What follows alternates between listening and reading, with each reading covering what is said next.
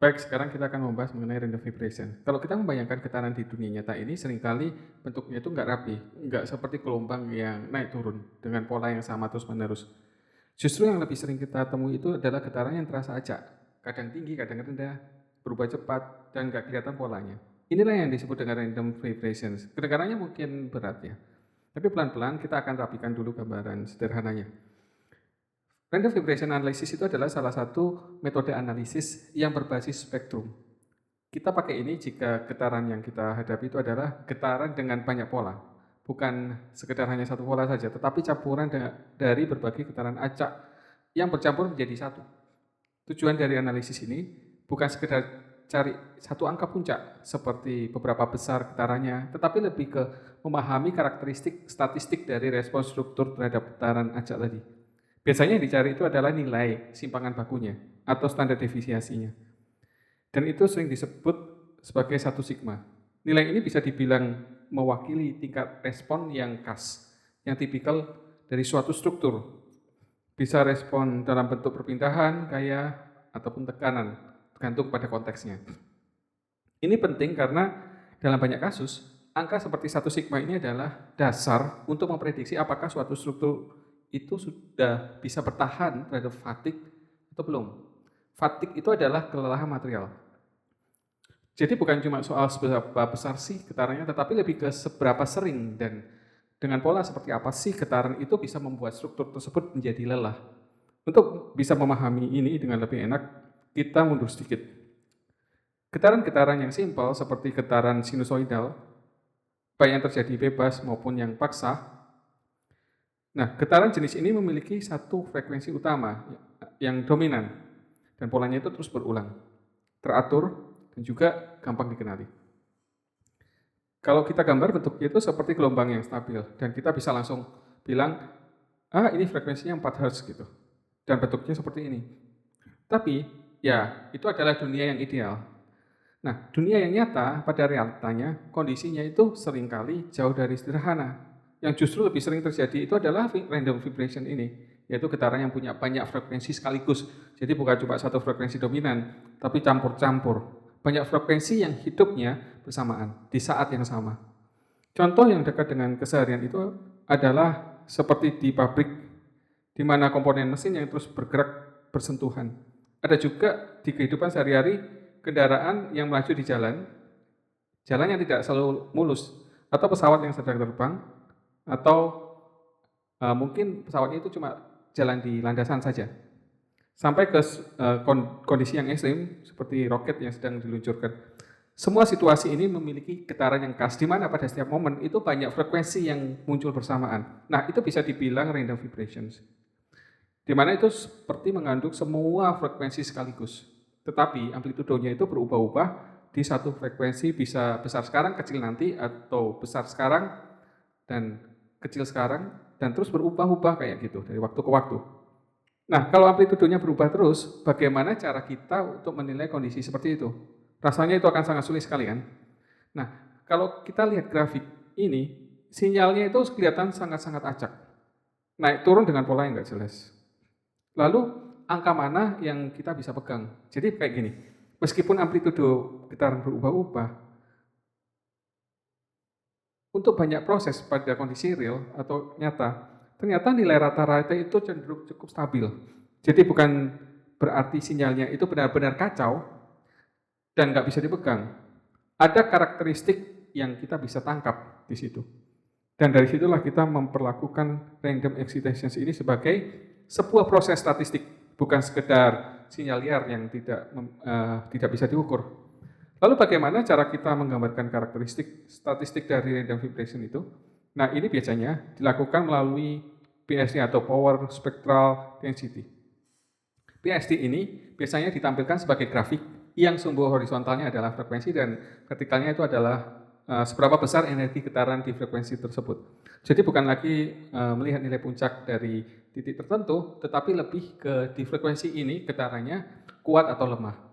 Jadi dengan PSD ini kita jadi punya cara untuk bercerita mengenai getaran tersebut. Kita bisa tahu di frekuensi mana getarannya itu dominan, di frekuensi mana energinya kecil, dan bagaimana pola sebarannya.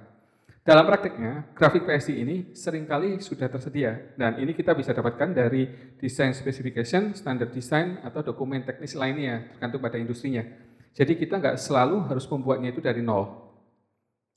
Oke, sekarang bagaimana kita membayangkan konsep ini? Jadi anggap saja sinyal getaran acak itu seperti sebuah rekaman suara yang berisi banyak sekali bunyi. Dan di dalamnya itu mungkin ada suara bass, ada suara treble, ada instrumen lain yang halus, atau instrumen yang keras yang lainnya. Nah, kalau kita ingin tahu bassnya itu sekuat apa, kita nggak cukup hanya lihat grafik terhadap waktu. Jadi kita harus pecah dulu suara itu ke dalam rentang-rentang frekuensi, lalu baru kita bisa lihat di bagian frekuensi mana isi dan energi yang paling banyak. Nah, PSI itu bekerja dengan ide yang mirip seperti itu. Langkah pertama yang perlu dilakukan adalah seluruh rentang frekuensi kita bagi-bagi menjadi potongan-potongan kecil yang disebut sebagai pin. Nah, misalnya dari 0 sampai 100 Hz ini kita bisa bagi menjadi 5. 0 sampai 20, 20 sampai 40, 40 sampai 60, dan seterusnya. Tapi tentu saja di prakteknya, jumlah pin itu bisa sangat-sangat banyak, bisa puluhan, bahkan ratusan, dan semakin banyak pin, maka semakin detail dan akurat hasil analisisnya. Jadi secara teknis, pemisahan ini bisa dilakukan dengan menggunakan bandpass filter atau alat yang hanya meloloskan sinyal di frekuensi tertentu gitu. Jadi kita seperti menyaring satu-satu mana bagian sinyal yang hidup di frekuensi ini, lalu ke frekuensi berikutnya, dan seterusnya. Dan jika kita lihat gambar di sini, sinyal random yang awalnya kelihatan satu gumpalan acak kayak gini, setelah dipisah menjadi pin, ini akan menjadi beberapa sinyal kecil, dan masing-masing itu punya karakteristik masing-masing. Ada yang kelihatan cepat, ada yang kelihatan lambat, dan itu tergantung pada frekuensinya. Nah, setelah sinyal tersebut dipisahkan, maka timbul pertanyaan, seberapa kuat sih getaran di masing-masing pin ini? Nah, disinilah kita menggunakan pendekatan statistik yang sederhana, yaitu di mana sinyalnya itu dikuadratkan dulu, lalu diambil rata-ratanya. Istilah teknisnya namanya adalah mean square.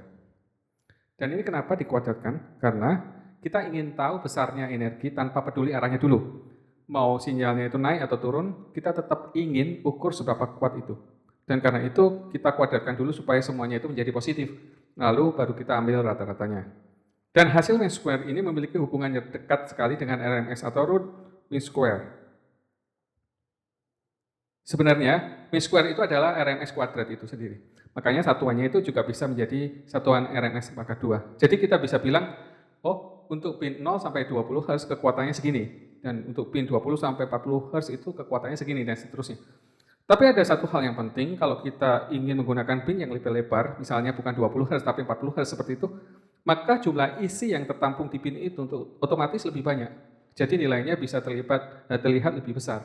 Tapi ini bisa bikin perbandingan menjadi tidak adil karena kita tidak mau nilainya yang besar itu cuma karena wadahnya yang lebih luas.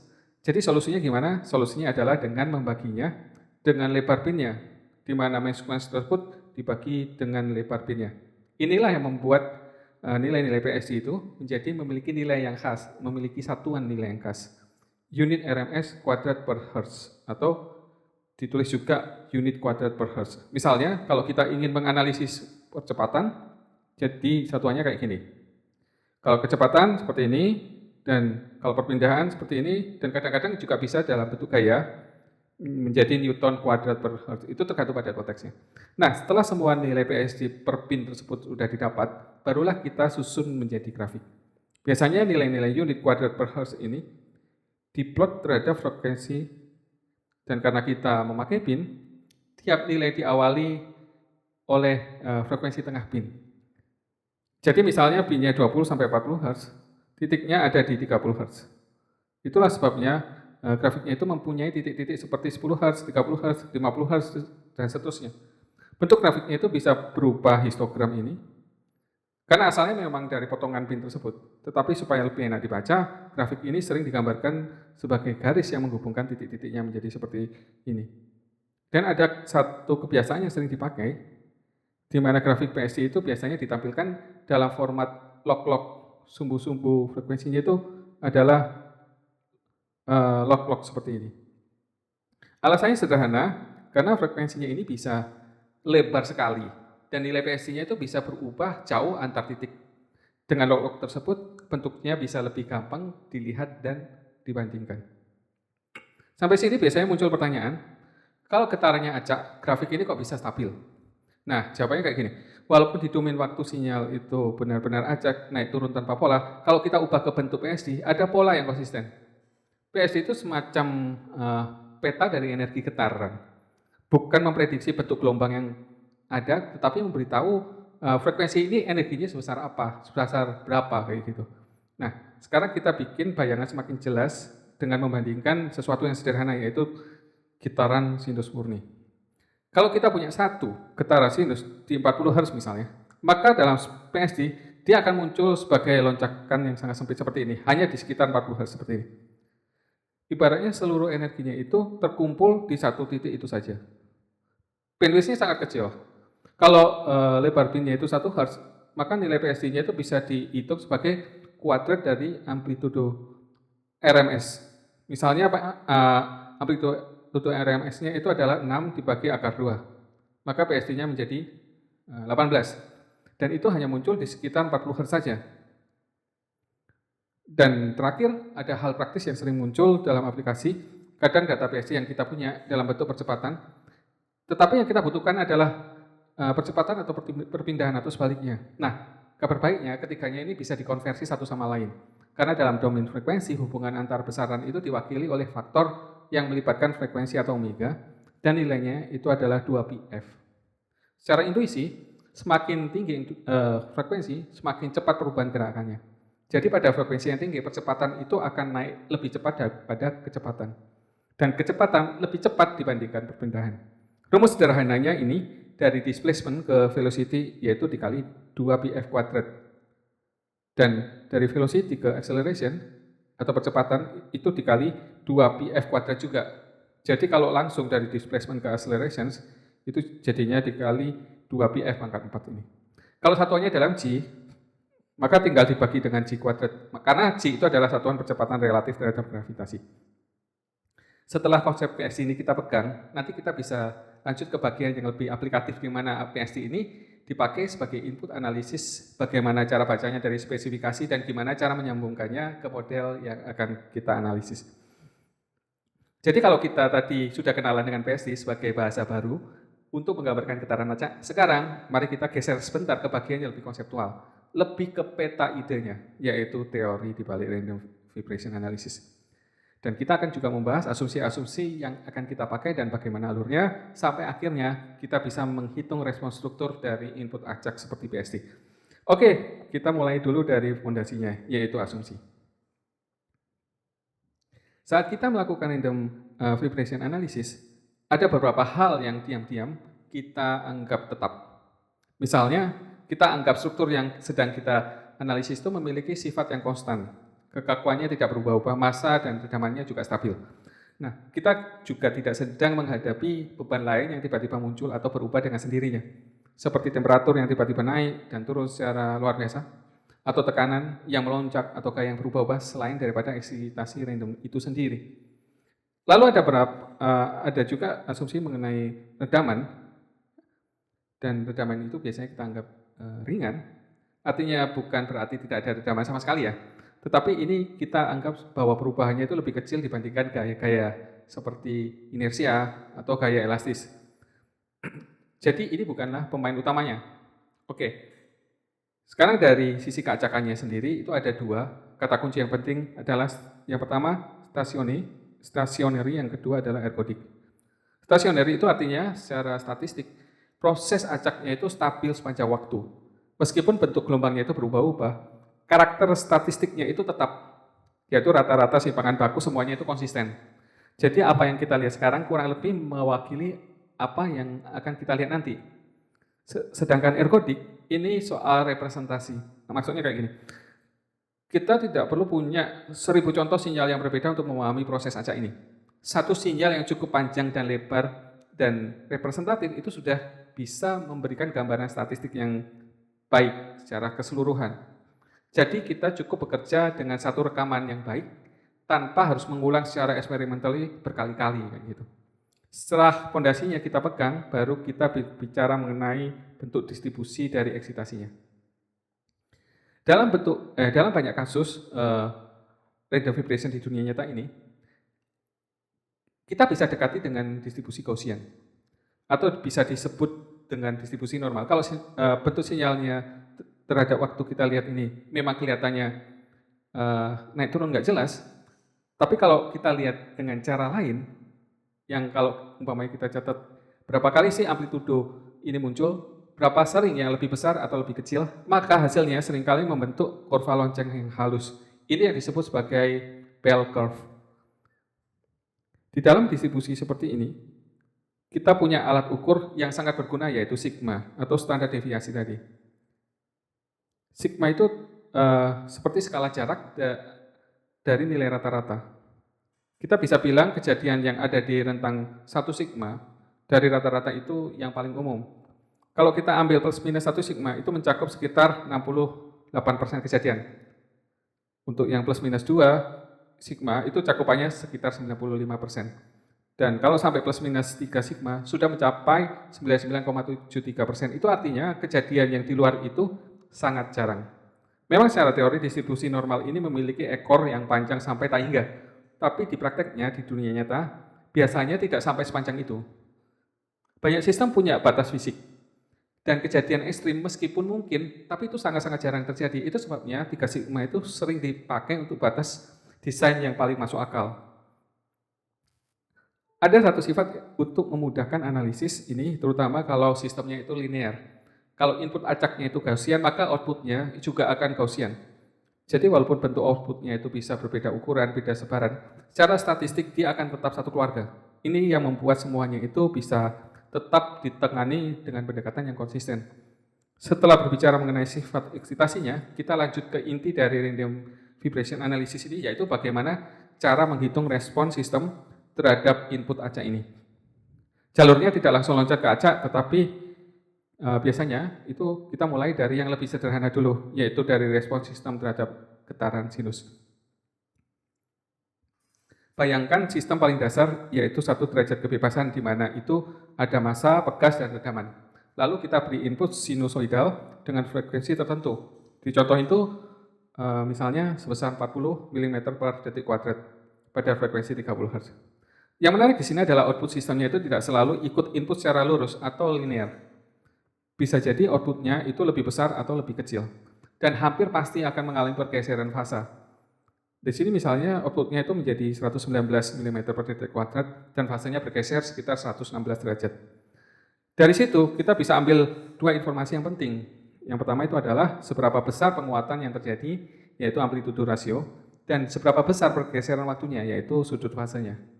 2 hal ini seperti sidik jari yang ada pada frekuensi tersebut. Kalau kita coba input berbagai frekuensi, yaitu frekuensi rendah, menengah, sampai tinggi, kita akan coba gambaran lengkap tentang bagaimana sistem ini merespons frekuensi. Hasilnya itu ada 2 grafik, satu untuk amplitudo rasio terhadap frekuensi, dan satu lagi untuk sudut fasa terhadap frekuensi. Dan semua informasi ini bisa kita simpulkan dalam satu fungsi tunggal, yaitu frekuensi response function atau FRF. Simbolnya H omega ini.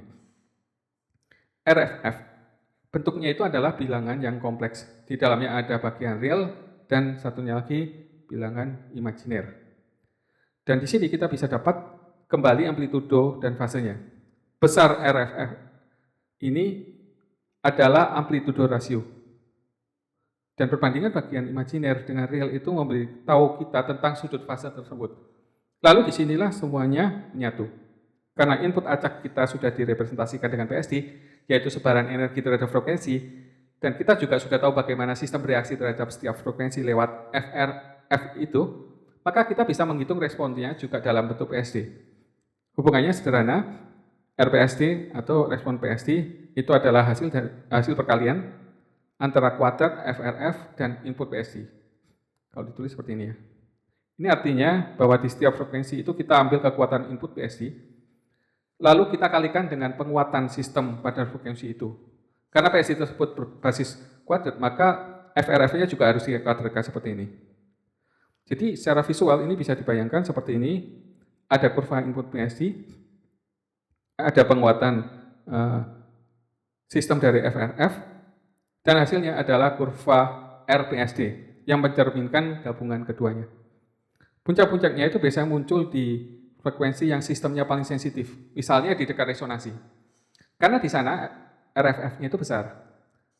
Nah, di sini muncul pertanyaan yang mungkin sering membuat kita penasaran. Oke, kita sudah punya kurva RPSD, tetapi kita butuh satu angka, harus lihat kemana? Itu pertanyaannya. Yang dicari ini adalah RMS atau root mean square. Itu adalah ukuran statistik yang menggambarkan besarnya respons secara rata-rata. Nah, ini caranya adalah dengan menghitung luas area di bawah kurva RPSD itu. Ini akan memberi kita mean square, dan setelah diakarkan, kita dapat RMS ini. Maka secara rumus seperti ini. Jadi walaupun kita nggak tahu bentuk sinyalnya terhadap waktu secara langsung, kita tetap tahu satu hal yang penting, yaitu rata-rata sistem ini akan bergetar dengan besaran RMS tertentu. Dan karena kita kembali bekerja dalam dunia Gaussian, maka angka ini kita bisa maknai sebagai satu sigma. Menjadi 1 kali RMS mencakup 68% dari kemungkinan respon, dan 2 kali RMS mencakup 95% dari kemungkinan respon, dan 3 kali RMS mencakup 99,73%. Ya. Dan dalam prakteknya, bukan hanya satu PSD saja yang masuk ke sistem, bisa saja ada beberapa sumber getaran, beberapa arah eksitasi, atau beberapa kondisi yang berbeda yang dimodelkan bersamaan. Dalam kasus seperti ini, responsnya itu biasanya digabungkan dengan metode yang disebut sebagai RSS atau square root of the sum of the square. Artinya, masing-masing kontribusi respon itu kita kuadratkan, kita jumlahkan, lalu kita ambil akarnya. Ini adalah cara yang sederhana tetapi cukup aman dan konservatif untuk menggabungkan respon yang sifatnya tidak berkorelasi langsung. Oke, sekarang kita langsung praktek ke softwarenya dengan menggunakan PSD curve fitting. Nah, pada titik ini fokus kita itu bergeser bukan lagi soal apa itu PSD, tetapi lebih ke hal-hal yang praktis ya. Ini bagaimana sebenarnya software seperti ANSYS ini membaca tentang data PSD dan bagaimana prosesnya, sampai akhirnya itu bisa menghitung nilai RMS dari area di bawah kurva. Jadi begini gambarannya. Biasanya kita memasukkan PSD itu ke ANSYS ke dalam tabel, itu isinya sederhana, yaitu pasangan angka, frekuensi, dan nilai PSD-nya. Misalnya 10 Hz, nilainya sekian, 20 Hz, nilainya sekian, dan seterusnya, kayak gitu. Nah, dan dari tabel itu, software kemudian membentuk suatu kurva, tetapi itu tentu saja bukan kurva yang mulus dari rumus matematika. Kurva ini dianggap sebagai piecewise linear, artinya dibentuk dari garis-garis lurus yang menghubungkan titik satu ke titik berikutnya. Karena hampir semua PSD itu ditampilkan dalam skala log-log atau logaritmik, maka grafiknya pun terlihat seperti garis-garis yang naik turun di atas sumber logaritmik. Dan ini penting karena di luar log-log itu, garis yang kelihatan lurus itu sebenarnya memiliki arti perubahan yang tajam. Apalagi kalau dua titiknya itu berjauhan, atau nilai PSD-nya melonjak besar. Lalu muncul kebutuhan berikutnya, yaitu saat menghitung RMS, software harus melakukan integrasi, yaitu menghitung area di bawah kurva tersebut. Nah, untuk melakukan itu secara rapi, maka ANSYS melakukan curve fitting. Dan curve fitting ini berupa fungsi polinomial yang mendekati bentuk kurva. Tujuannya adalah satu, supaya perhitungan area bisa dilakukan dengan cara yang stabil, konsisten, dan tidak tergantung pada menebak-nebak bentuk antar titiknya. Nah, di sini ada satu prinsip yang sederhana, tapi sangat membantu menjaga hasil supaya tetap masuk akal, yaitu supaya perubahan antar titik itu sebaiknya tidak terlalu ekstrim. Di slide ini kalau bisa, perubahan antar titik ini jangan lebih dari 1 order magnitudo. Artinya jangan loncat lebih dari 10 kali lipat. Entah naik atau turun, tanpa adanya titik tengahnya. Kenapa? Karena kalau jarak antar titik itu terlalu jauh dan nilainya itu berubah terlalu drastis, maka software itu akan kesulitan untuk menebak bentuk kurvanya. Dan tebakan ini bisa membuat integrasinya itu menjadi meleset. Ingat, kita berbicara mengenai kurva di bawah, area di bawah kurva ini, bukan sekedar titik. Jadi bentuk antar titik itu sangat-sangat penting, karena akan mempengaruhi secara signifikan area ini. Nah, untungnya ANSYS ini punya cara untuk membaca kualitas kurva yang terbentuk. Begitu kita input data PSD, maka ANSYS akan menampilkan grafiknya, lengkap dengan warna indikator untuk setiap segmen. Kalau segmen berwarna hijau, itu artinya fitnya bagus. Kurva di bagian itu dianggap akurat dan aman dipakai untuk perhitungan. Kalau warnanya itu kuning, itu seperti lampu kuning di lalu lintas, dan itu artinya hati-hati. Artinya bentuk kurva di segmen itu mulai mencurigakan. Bukan berarti salah, tetapi kita dianjurkan untuk lebih cermat. Kalau segmennya itu berwarna merah, nah ini yang perlu diperhatikan. Ini perlu perhatian khusus. Asisten menganggap segmen itu tidak bisa dipercaya untuk integrasi. Dan pada titik ini biasanya kita disarankan untuk memperbaiki input BSD-nya. Tapi ada kabar baiknya, yaitu kita tidak harus memperbaikinya secara manual. ASIS di sini memiliki fitur yang bisa membantu memperhalus kurva secara halus, namanya adalah Improve Fit.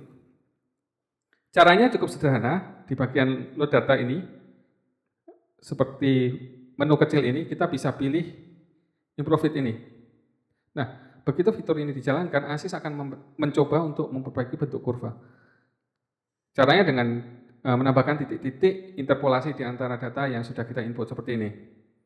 Jadi ini. Dan hasilnya, kurva yang awalnya mungkin terlihat patah-patah atau terlalu tajam akan menjadi lebih halus. Titik-titik baru muncul di antaranya, dan warna segmen yang tadinya warna merah bisa berubah menjadi warna hijau. Dan secara visual ini seperti menggambar kurva dengan penggaris, tetapi titik awalnya terlalu sedikit. Jadinya terlihat seperti garis-garis patah-patah. Tapi ketika titik-titik ini yang menjadi titik-titik tambahan ini muncul, kurvanya menjadi lebih realistis dan ini lebih mewakili bentuk aslinya. Dan yang paling terasa manfaatnya adalah ketika PSI ini memiliki bentuk yang tajam, misalnya tiba-tiba naik tinggi di frekuensi tertentu lalu turun tajam lagi. Kalau kita tidak memberi titik yang cukup di situ, bentuk puncaknya itu bisa hilang atau malah salah ditafsirkan. Tapi dengan interpolasi, bentuk itu bisa ditangkap lebih baik. Dengan begitu, integrasi di bawah area tersebut bisa dihitung secara lebih akurat. Dan setelah kurva VSI itu sudah rapi, dan indikatornya sudah aman, hijau di mana-mana kayak gini, atau minimal nggak ada yang merah, baru kita bisa lanjut ke proses berikutnya, yaitu menjalankan simulasi random vibration.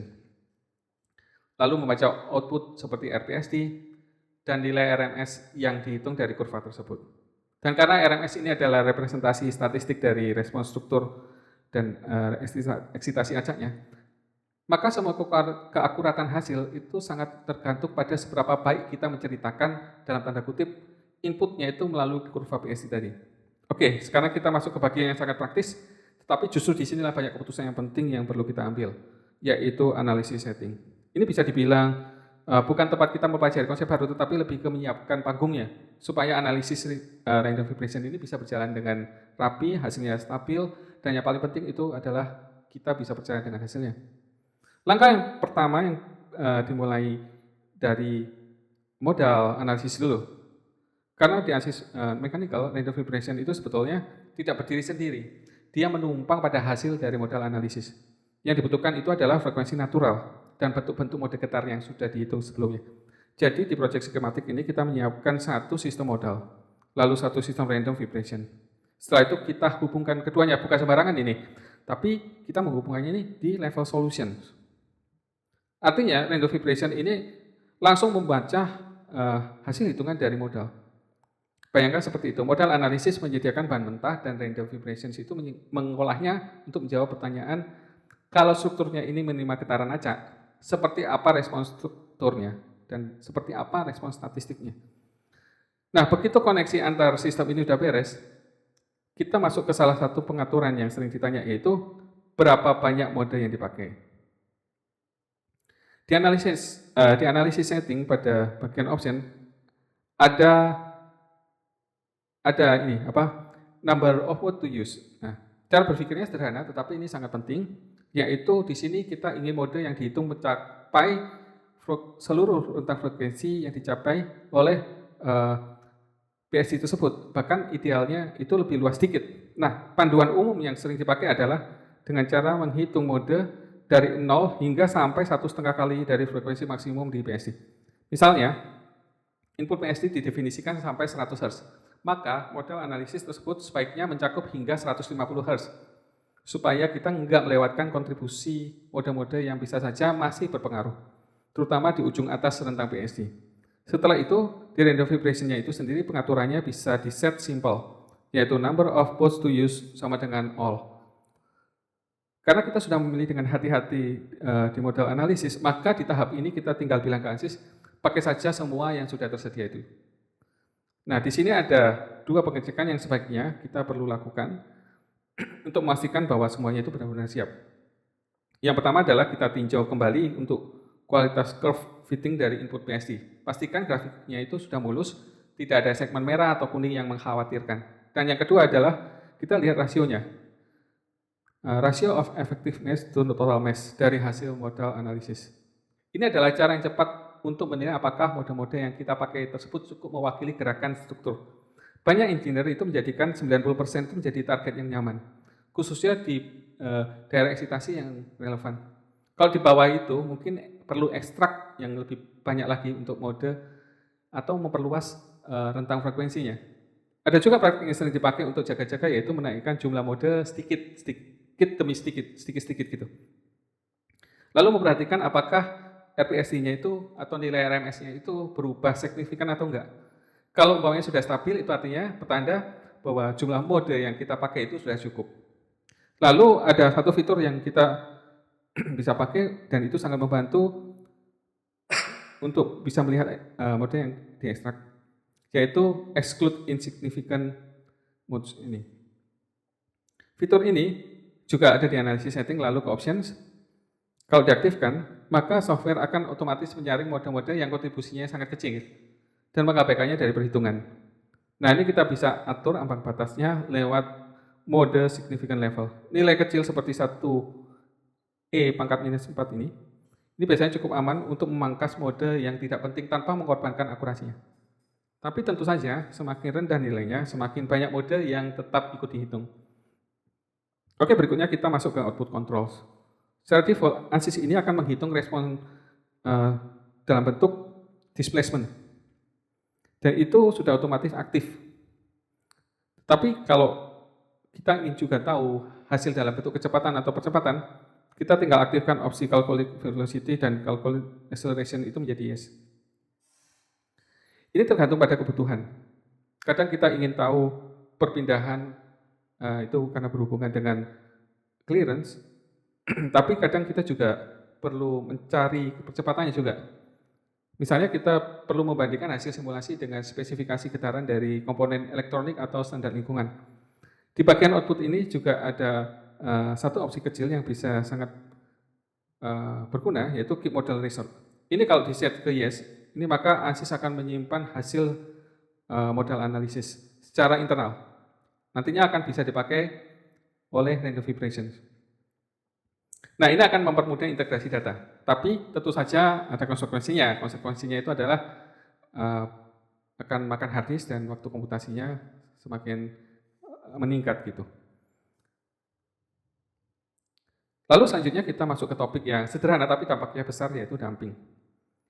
Dalam random vibration, damping ini biasanya tidak ditulis sebagai matriks yang lengkap, tapi ini cukup lewat damping rasio. Dan nilai ini dapat berasal dari beberapa sumber. Yang pertama adalah dari constant damping ratio. Ini nilai umum yang berlaku ke semua mode. Ini bisa di-set di damping control, biasanya defaultnya itu adalah program control, di mana ANSYS itu akan memberikan nilai kecil, yaitu sekitar 1%, yang cukup aman untuk banyak kasus. Kalau kita ingin nilai yang spesifik, misalnya kita bisa ubah nilainya itu secara manual, lalu masukkan nilai dampingnya sesuai kebutuhan. Lalu yang kedua adalah Rayleigh damping. Ini adalah pendekatan yang lebih fleksibel, karena dia menggunakan konstanta, yaitu alfa dan beta. Secara intuitif, alfa ini lebih berpengaruh di frekuensi yang rendah, sedangkan beta itu lebih terasa di frekuensi yang tinggi.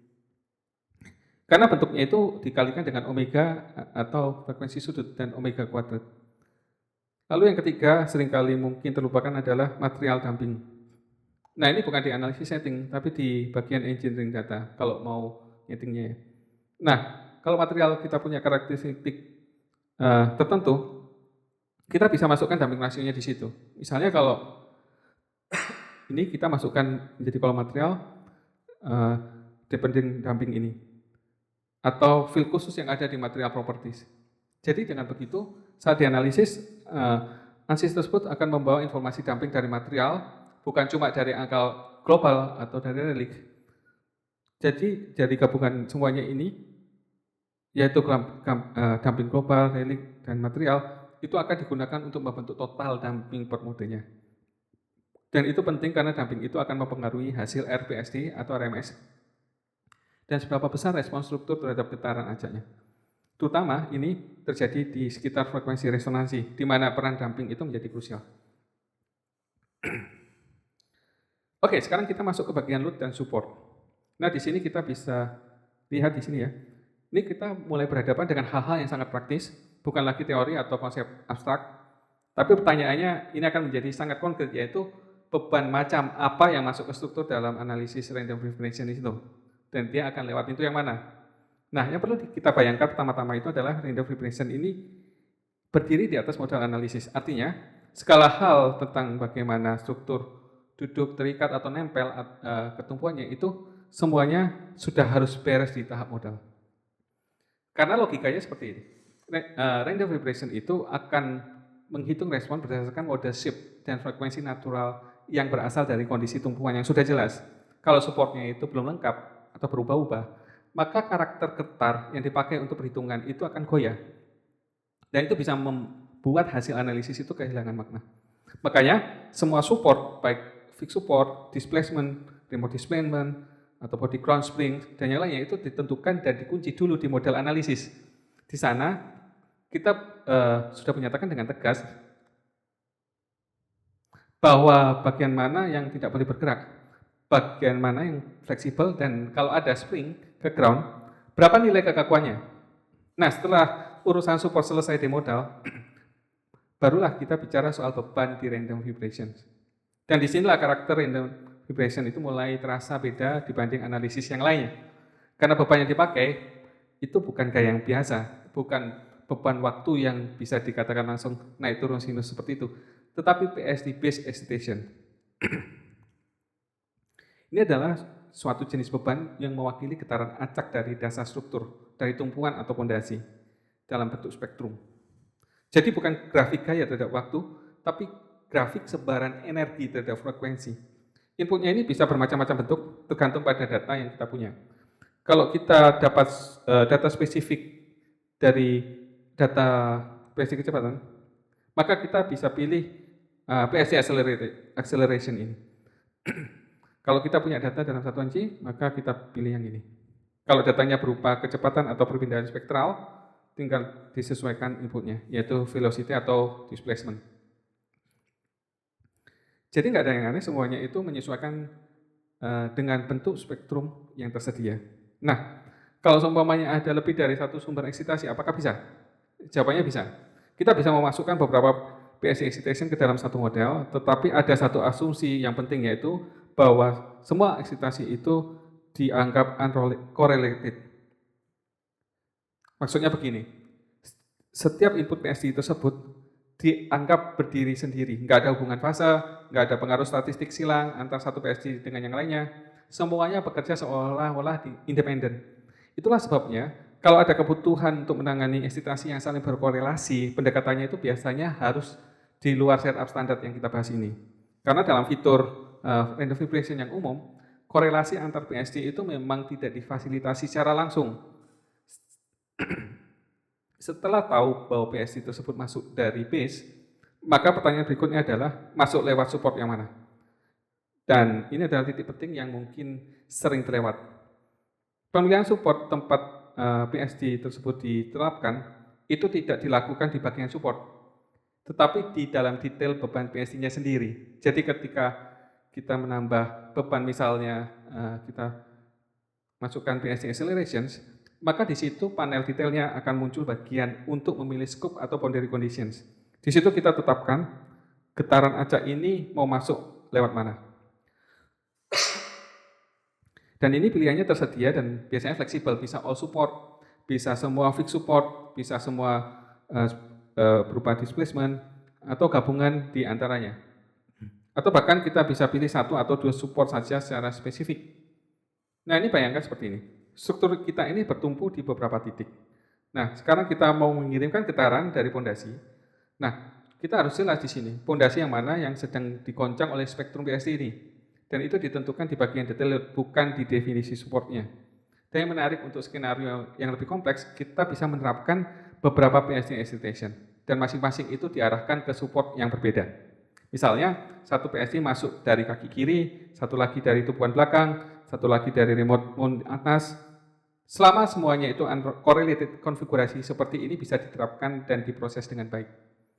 Kalau alurnya kita susun secara utuh, bayangannya seperti ini. Support-support didefinisikan, lalu dikunci di modal analisis. Lalu, random vibration itu mengambil mode dari hasil modal, lalu kita tambahkan PSD base excitation sebagai inputnya, dan kita tentukan masing-masing PSD itu masuk dari support yang mana. Kalau bagian ini sudah rapi, support jelas, scope beban tepat, jenis spektral sesuai data, biasanya kita tinggal melanjutkan ke tahap eksekusi, yaitu menjalankan solusi, lalu baca responsnya dalam bentuk RPSD dan RMS. Dan titik itu, yang awalnya hanya berupa kurva PSD sebagai input, itu akan berubah menjadi cerita statistik tentang bagaimana struktur ini akan merespon getaran acak yang masuk dari tumpuannya. Oke, sekarang kita masuk ke bagian yang paling ditunggu, yaitu result, hasil. Setelah semua teori setup dan konfigurasi rapi dilakukan, disinilah kita mulai melihat seperti apa respons struktur terhadap getaran acak yang diberikan lewat input PSD. Bukan lagi sekedar grafik input atau frekuensi natural, tetapi benar-benar reaksi statistik dari modal terhadap eksitasi tersebut.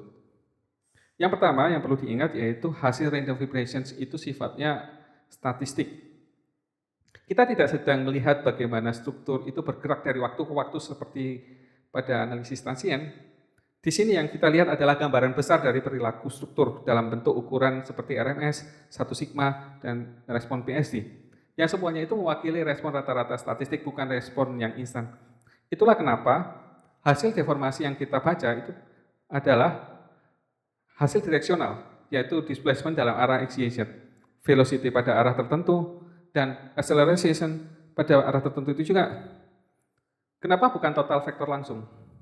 Karena dalam analisis statistik, penggabungan antara arah ini tidak bisa dilakukan sembarangan, seperti dalam analisis deterministik. Jadi hasil dibaca per arah sesuai dengan kebutuhan desain dan arah eksitasinya. Kalau dari awal kita juga mengaktifkan hasil tegangan dan tegangan di modal analisis, maka di random vibration itu kita bisa dapatkan normal stress dan strain, lalu shear stress dan shear strain, dan juga equivalent stressnya. Dan ini akan membuat alur terasa nyambung secara utuh, yaitu dari mode bentuk getar, kita dapatkan respons statistik, lalu kita bisa evaluasi apakah struktur tersebut tetap dalam batasan aman, bukan cuma sekedar bergerak, tetapi juga dalam hal tegangan yang ditimbulkan. Dan ada satu hal yang penting yang mungkin sering membuat kita bingung, yaitu saat membaca hasilnya itu nanti, yaitu soal referensi. Nah, untuk displacement itu hasilnya biasanya relatif terhadap base. Ini biasanya terhadap fixed support. Jadi pergerakan yang tampil itu adalah gerak relatifnya, tetapi untuk velocity dan acceleration itu hasilnya sifatnya absolut, termasuk efek getarnya dari base. Jadi angka-angkanya itu bisa kelihatan lebih besar karena sudah termasuk eksitasi pondasi. Nah, analoginya seperti ini. Bayangkan kita berdiri di atas lantai yang ikut bergetar. Kalau kita ukur gerak kita relatif terhadap lantai tersebut, itu adalah displacement relatif. Tapi kalau kita ingin tahu seberapa cepat kita benar-benar bergerak di ruang yang absolut, nah itu adalah accelerations yang juga menghitung getaran lantainya. Lalu hasil lain dari itu yang juga sering dicari ada reaksi di support. Di sini kita bisa menggunakan probe seperti force reaction dan moment reactions. Dan kita biasanya bisa arahkan ke berbagai jenis support, yaitu fixed support, displacement, remote displacement, dan juga body ground spring. Dan perlu dicatat karena random vibration ini menggabungkan mode tersebut secara statistik, maka fase antar mode tersebut tidak dipertahankan. Jadi hasil gaya dan momen ini lebih cocok dibaca sebagai reaksi statistik gabungan, bukan sebagai gaya dengan urutan waktu tertentu, seperti di analisis harmonik atau transient. Nah, hasil yang paling khas dari analisis ini adalah respon PSD. Kita bisa minta respon PSD ini untuk hampir semua hal, seperti perpindahan, percepatan, stres, dan strain. Dan hasil ini diberikan untuk setiap node, tiap arah, di setiap frekuensi sampling. Artinya, kita bisa memilih satu titik dan melihat di frekuensi mana responsnya itu yang paling dominan. Biasanya puncak-puncaknya itu muncul mendekati frekuensi natural, karena dari situlah struktur yang paling mudah tergugah. Dari kurva respon PSD ini, software akan menghitung nilai RMS yang mewakili energi respon total di spektrum. Dan RMS ini biasanya kita pakai sebagai satu sigma, yaitu nilai rata-rata yang paling mewakili bagaimana struktur bergerak secara statistik. Kita juga bisa atur seberapa rinci sampling ini lewat respon PSD. Di situ kita bisa set apakah semua frekuensi input PSD tersebut dimasukkan ke sampling, dan biasanya default aktif, atau hanya frekuensi minimum, maksimum, dan frekuensi natural saja, seperti itu. Nah, ini biasanya lebih ringan, tapi kurang detail ya. Dan di sini ada fitur juga untuk menambahkan frekuensi secara manual. Misalnya kalau kita tahu ada frekuensi operasional mesin, yaitu di 47 Hz, dan kita ingin pastikan itu ikut juga dibaca. Dan ada satu pengaturan yang penting lagi, dan mungkin sangat penting untuk akurasi, yaitu clustering frekuensi point. Fitur ini membuat ANSYS menambahkan titik-titik ekstra di sekitar frekuensi natural. Biasanya 20 titik di tiap sisi. Tujuannya ini adalah jelas supaya kurva respon PSD itu dapat menangkap bentuk puncaknya dengan lebih presisi. Karena justru dekat resonansi, akurasi itu akan menentukan hasil yang benar. Nah, sekarang kita akan melihat angka yang sering muncul di output, yaitu di 1 sigma ini.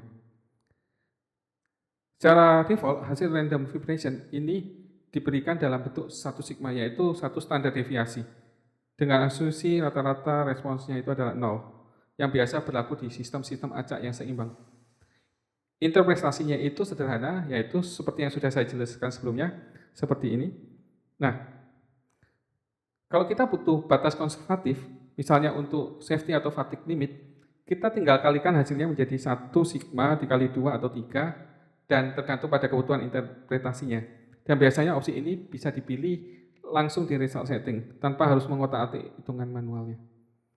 Dan akhirnya sampai di sini kita sudah melewati seluruh alur random vibrations. Dari memahami mengapa getaran acak itu bisa dibaca seperti gelombang biasa, sampai akhirnya kita bisa menceritakan karakter getarannya melalui PSD. Kita bisa juga melihat bagaimana input disiapkan, struktur dikenalkan, dan bagaimana eksitasi masuk lewat base, dan respon dihitung per frekuensi, dan akhirnya bagaimana semuanya itu kita baca dalam bentuk angka yang masuk akal. Mungkin di awal sepertinya semuanya terasa sulit, dan memang sangat wajar seperti itu, karena kita sedang memadukan statistik, dinamika struktur, dan pendekatan spektral dalam satu kerangka analisis. Tetapi ketika bagian sudah nyambung, satu ke yang lain, dari konsep ke setup, dari setup ke hasil, semuanya mulai terasa bisa dipahami. Dan random vibration analysis ini seperti mendengarkan struktur berbisik lewat statistik. Bukan suara yang keras seperti pada satu getaran dominan, tetapi kumpulan respon kecil dari banyak frekuensi yang kalau kita dengar baik-baik, itu akan menyimpan cerita tentang ketahanan, umur pakai, dan performa dari struktur tersebut. Dan bukan hanya itu saja, dan karena tugas kita sebagai engineer, itu bukan untuk meredam semua getaran, tetapi untuk mengenali mana yang penting, mana yang harus ditangani, dan mana yang bisa diterima. Oke, terima kasih. Semoga ini berguna. Terima kasih.